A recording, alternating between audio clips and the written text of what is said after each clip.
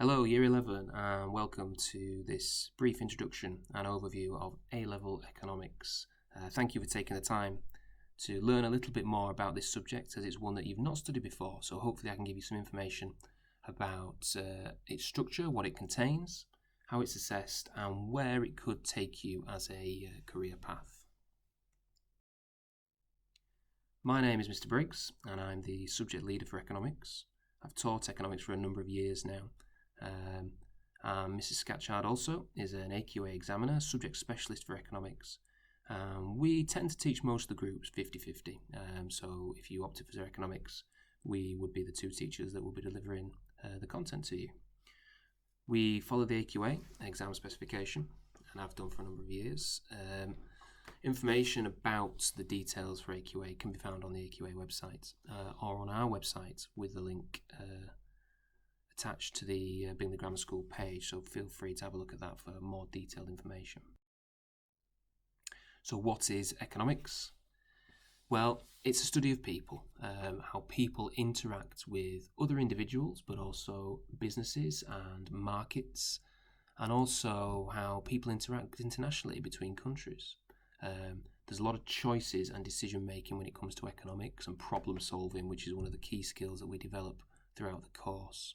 And generally speaking, it's broken down into macroeconomics, looking at more wide-scale economy as a whole type issues, and microeconomics, which focuses on individuals and businesses and firms within certain markets.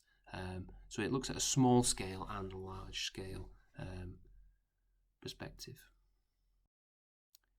The assessment is quite straightforward. There's two exams that sat at the end of year 12 with multiple choice and data response elements. They both contribute towards your AS qualification. Sat at the end of year. And then in year 13, you sit 3 exams, 2 exams similar to AS but with slightly different structure, and then a third exam which combined with the other two makes up the full A level, which you will achieve at the end of year 13. Economics is a diverse course, and it teaches you lots of different skills surrounding problem solving, data analysis, analytical skills with writing. So it tests a lot of skills, but essentially it takes you down related disciplines in economics, business studies related subjects, or even finance and banking related subjects at university. Or if you chose to go through an apprenticeship scheme or more direct field related work, economics will stand you in good stead for anything along those lines. It's a really good subject to broaden your horizons moving forward into university. Some frequently asked questions by students in relation to economics.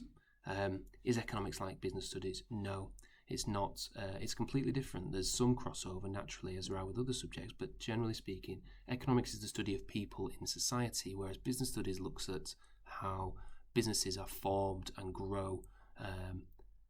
So two very different subjects to study. Does it involve loads of maths? There are some maths elements, not loads. It's more about your interpretation of data and using data to build strong arguments. So some calculations, yes, but more about your use of data. We always get asked if economics is difficult. Economics is like a jigsaw. In the early stages, yes, it will be difficult because it's a brand new subject. But once you get enough of the pieces together and you know where they fit, economics is a subject which shouldn't be difficult once you can see the bigger picture. So we ask for perseverance with economics because it is a brand new subject for a lot of people. What subjects complement economics? Well, there's crossovers with business studies and finance-related subjects, but also things like geography, psychology, and sociology. There are elements in all these subjects that link crossover with economics, but generally speaking, economics is a well-rounded subject which complements a lot of career paths and also complements a lot of other subjects that we offer in sixth form. And always asked as well, what additional support is there? Not necessarily support from teachers, but support online. There's lots of websites, books, online resources that can be used to help you study economics. There's a wealth of resources out there which are made available to you once you start the course, so there's plenty to help you with your learning. Finally, economics will put you a new perspective on the way that you look at the world and the way you look at decision making and the way you look at things in society, and it develops brand new sets of skills that you probably haven't been tested or we haven't come across yet, because it's such a new subject to you. And you'll enjoy it. You will enjoy it, provided that you are willing to engage with the wider reading and the wider world of economics and dive in feet first to the subject. So that's when you get the most out of it. Take the time to have a look at the school website, economics, and please feel free to email me with any questions regarding economics. But hopefully there you've got a bit more information, and it will give you some insight as to what economics is all about.